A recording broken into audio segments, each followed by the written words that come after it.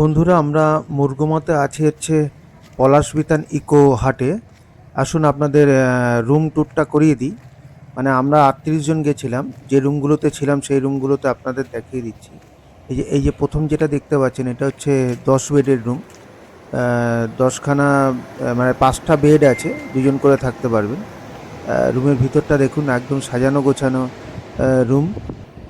৫ টা বেড আলাদা, আলাদা সব। এবং ঘরের ভিতরটা হচ্ছে মনে হবে যেন মাটির ঘরে থাকছেন, কিন্তু মাটির ঘর না। মানে সাজানো গোছানো এমনভাবে যে মনে হবে আপনারা মাটির ঘরে আছেন। মানে এখানে ২টো বাথরুম আছে, একটা রুমের ভিতরেই এবং একটা রুমের থেকে একটু বাইরে লাগোয়া।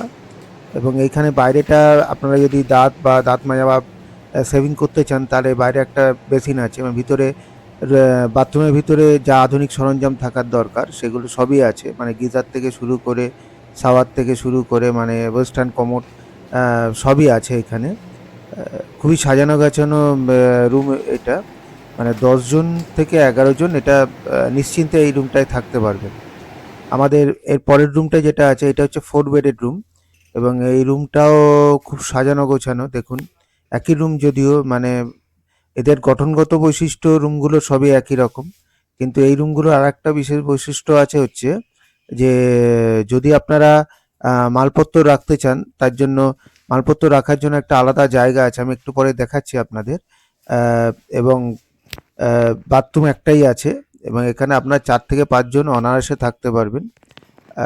এবং এই যে এই জায়গাটা হচ্ছে আপনারা যদি ড্রেস চেঞ্জ করতে চান বা কিছু রাখতে চান মালপত্র, তাহলে এটার মধ্যে রাখতে পারবেন। এবং এখানে পাশেই আছে বাথরুমটা।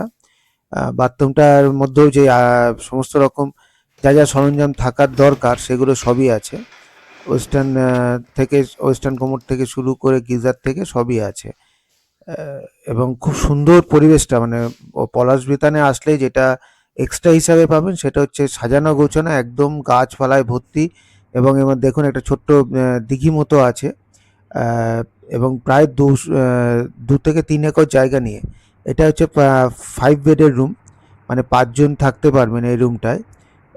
এবং শীততাপ নিয়ন্ত্রিত যন্ত্রপাতি আছে, কিন্তু যেহেতু আমরা শীতকালে গেছি তাই দরকার লাগেনি। এবং এইটাতে একই, মানে যে 4 বেডের রুমগুলোতে যেরকম ব্যবস্থা থাকে সেই ব্যবস্থাও আছে এখানেও। ঠিক ওই ড্রেস চেঞ্জ করা বা সাজানো বা মালপত্র রাখার জন্য এই জায়গাটা ব্যবহার করতে পারবেন।